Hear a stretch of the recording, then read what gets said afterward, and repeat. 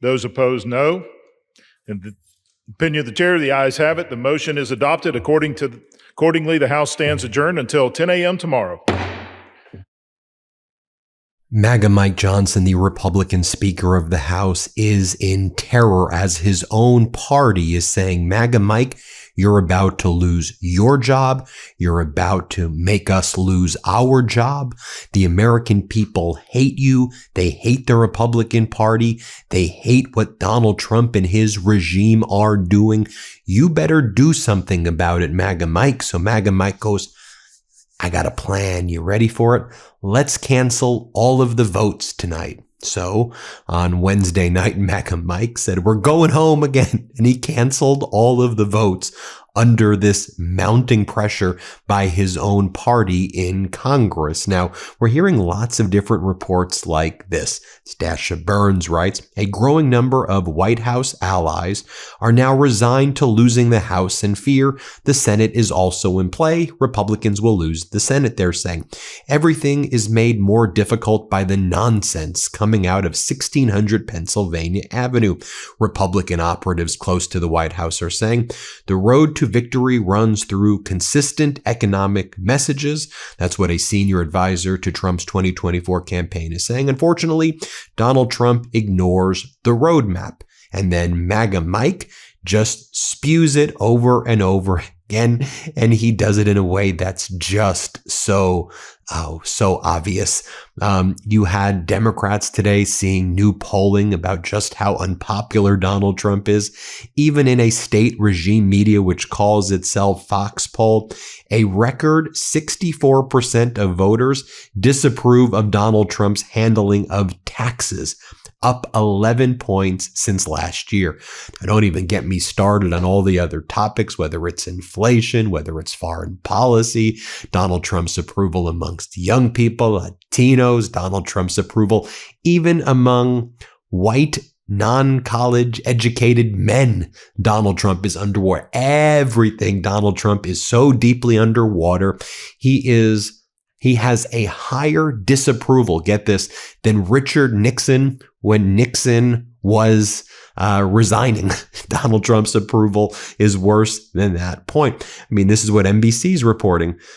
In group chats and meetings, Republicans on the Hill are petrified and panicking that this Iran war could cost them the midterms. Republican lawmakers and strategists telling NBC News they worry the party has little to run on.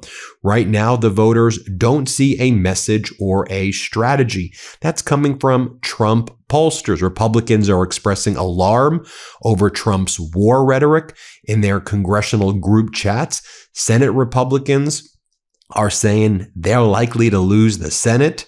They're hearing and they're getting an earful from their voters who are pissed, and a GOP pollster says what's going on is absolutely brutal. So before MAGA Mike went and canceled the votes yesterday, I mean, just think about that. After weeks and weeks and weeks of being on vacation, while Donald Trump engaged in this unlawful and catastrophic war in Iran, which is making all of us suffer so much. And as Donald Trump continues to say, they want to make a deal, they want to make a deal.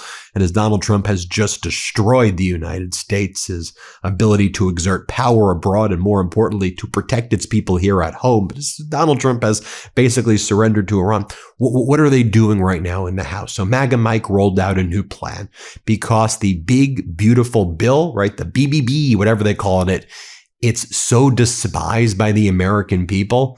They did a rebrand of it. And then the one thing they introduced before canceling the votes at night is they changed the name of it to call it the Working Families Tax Cuts. And then they introduced in the House of Representatives a resolution to celebrate the big, beautiful bill, which the American people hate, and the renaming it and rebranding of it as the Working Families Tax Cuts. That was MAGA Mike's plan. Let's introduce a resolution where we change the name of Big Beautiful Bill, then we'll celebrate ourselves for doing that, and then we'll call it the Working Families Tax Cuts. But Democrats were ready for it. You had Democratic Congress member Neguse. He was just waiting. He took to the House floor and he called MAGA Mike out. Pitch perfect. Take it away, Democratic Congress member Neguse. Let's play it. As you know, at the end of March last month, Speaker Johnson gavelled out this chamber and sent members of Congress home for a 2-week recess. He did so despite the fact that the Department of Homeland Security has been shut down for 60 days and counting.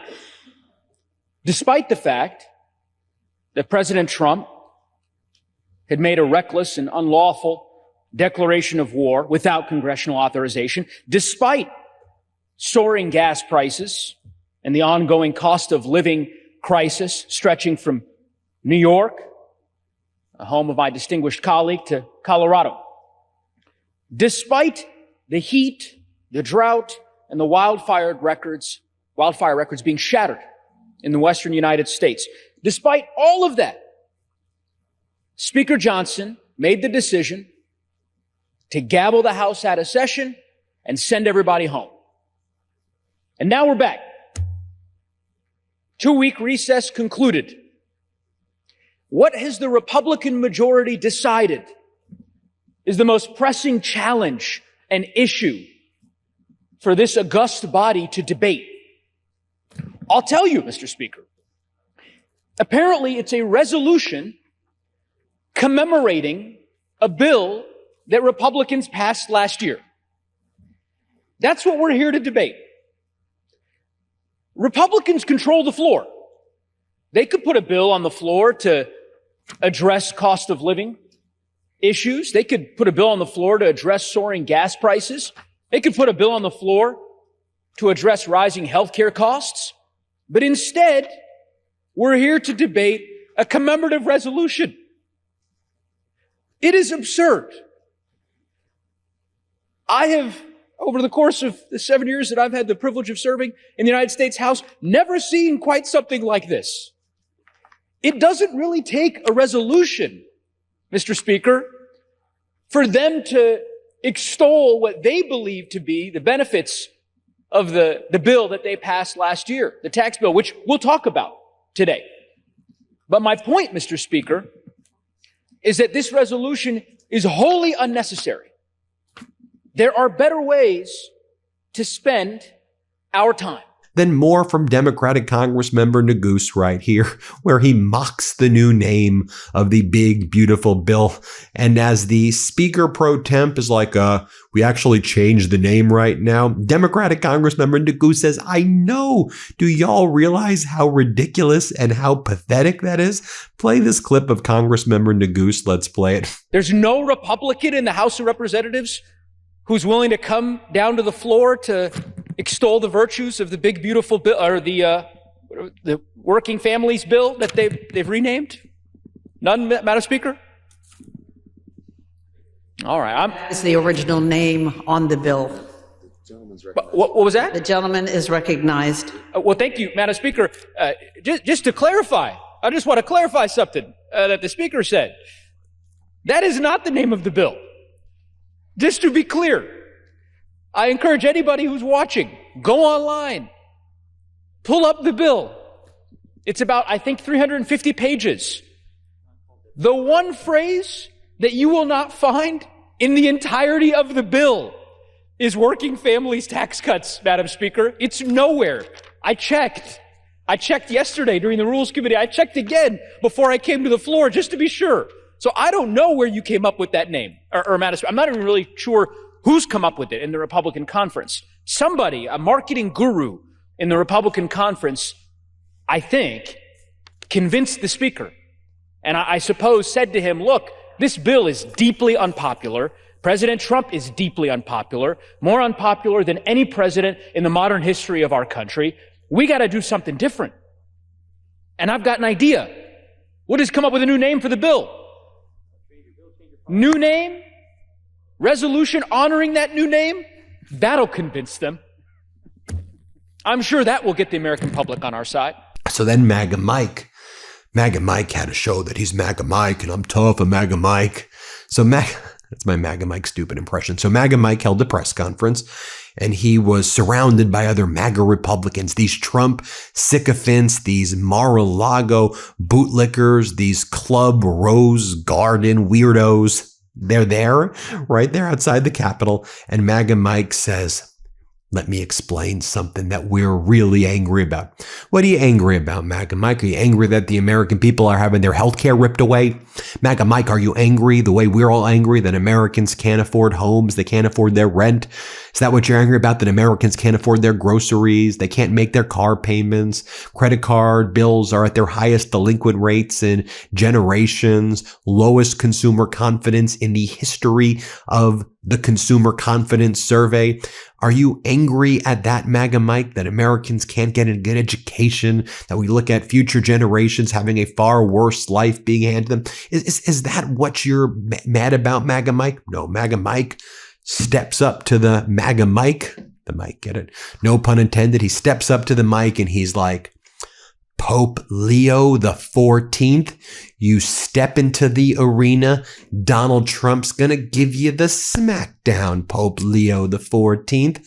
Pope Leo, you shouldn't have messed with Daddy Donald. I kid you not. The Daddy Donald part I'm exaggerating, but that's basically what MAGA Mike is saying right here. This was MAGA Mike's big press conference yesterday before canceling the votes and sending everybody home. Here, play this clip. Any religious leader can say anything they want, but obviously if you wade into political waters, I think you should expect some political response, and I think the Pope's received some of that.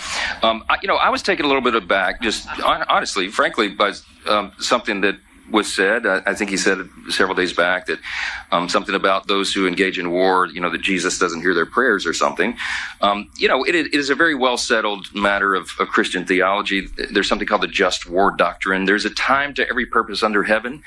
I think what the president's comments, what the vice president's comments reflect is their understanding deep in the skiff and the classified briefings of the stakes that are so high and the situation that we're facing and the fact that you had the nation that was the largest sponsor of terrorism now having had that ability taken away from them. That means potentially millions of innocent people will be able to keep their lives and not be killed by terrorists. That's a good thing.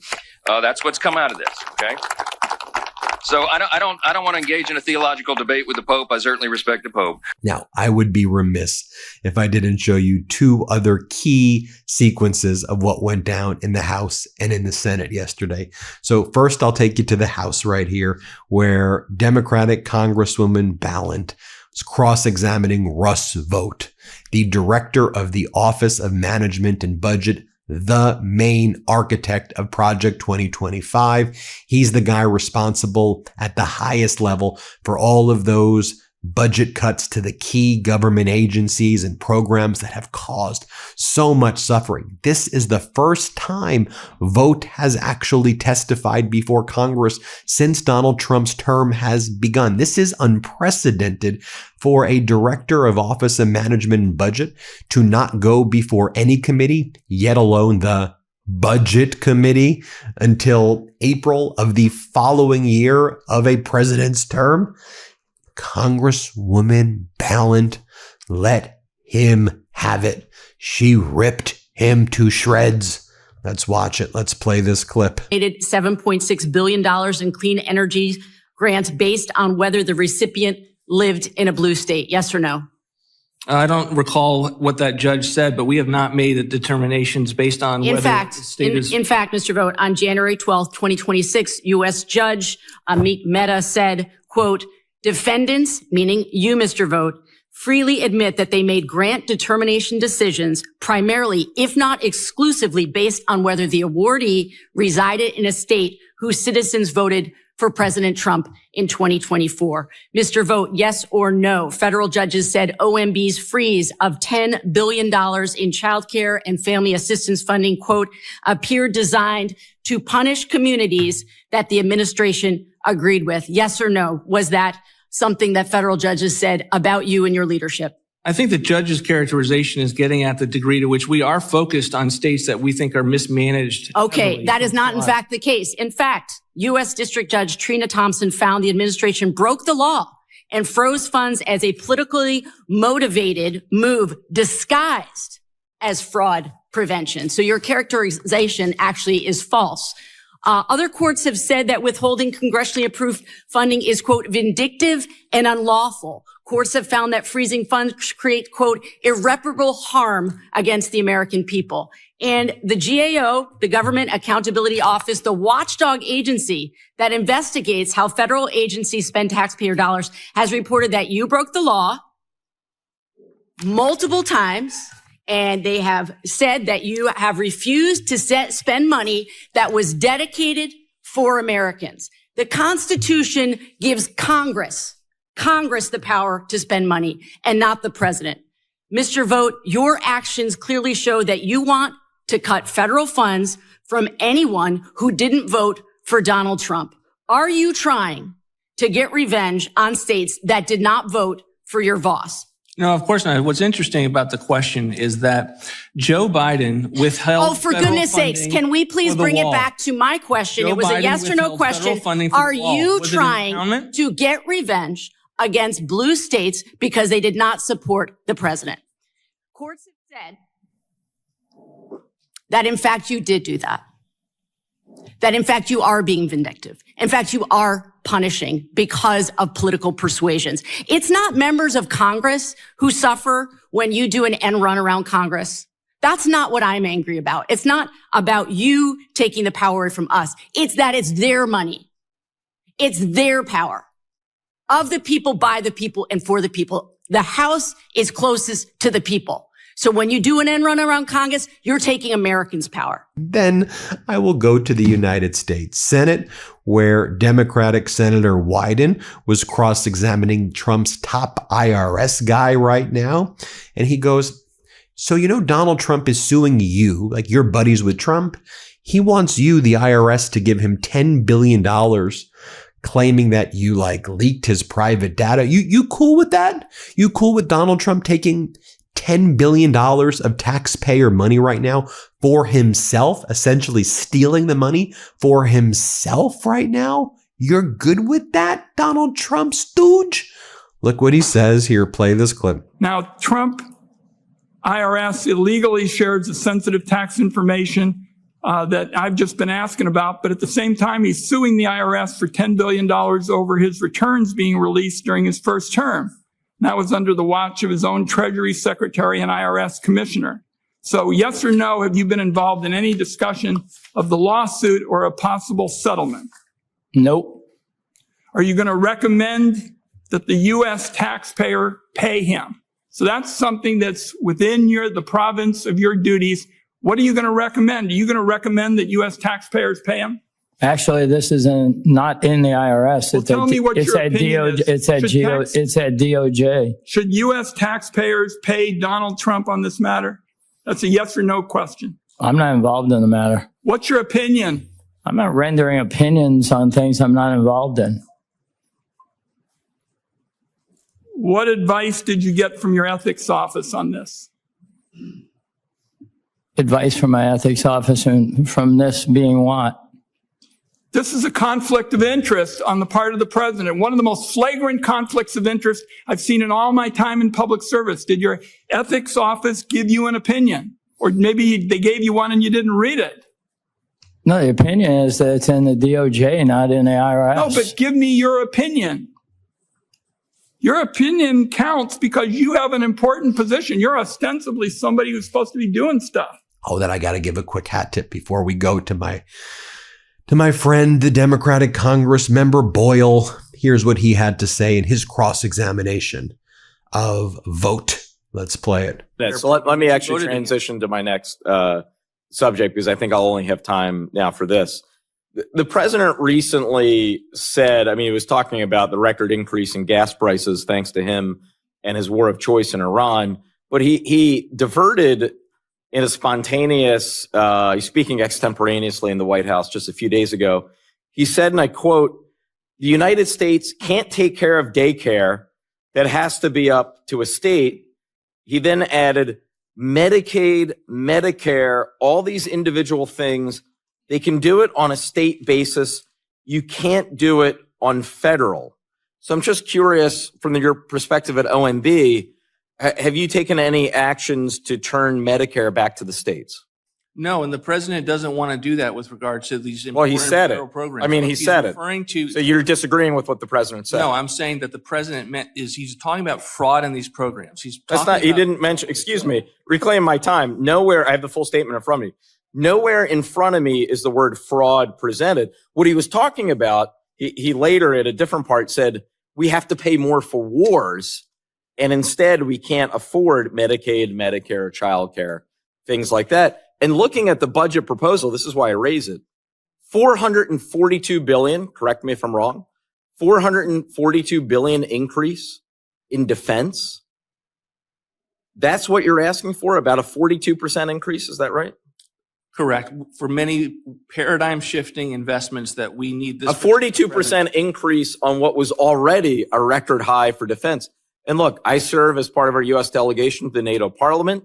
I am no pacifist. I believe in a strong national defense. I believe the United States, I believe the world is at its best when the United States is the strongest military. The idea that we're going to pay for a 42% increase in this military, in this Department of Defense, and at the same time cut Medicaid, Medicare, not pay for childcare, all of these things that the American people need, in the case of Medicare, have paid into, that is a reflection of priorities that are out of whack. There you have it, folks. Let me know what you think. Hit subscribe. Let's get to 7 million subscribers. Oh, this is some weird, this is some crazy stuff. Seriously, hit subscribe though. Help us get to 7 million if you can. Have a good one. The truth is more important than ever. Check out our new Truth Over Lies collection at store.MeidasTouch.com. All 100% USA union made.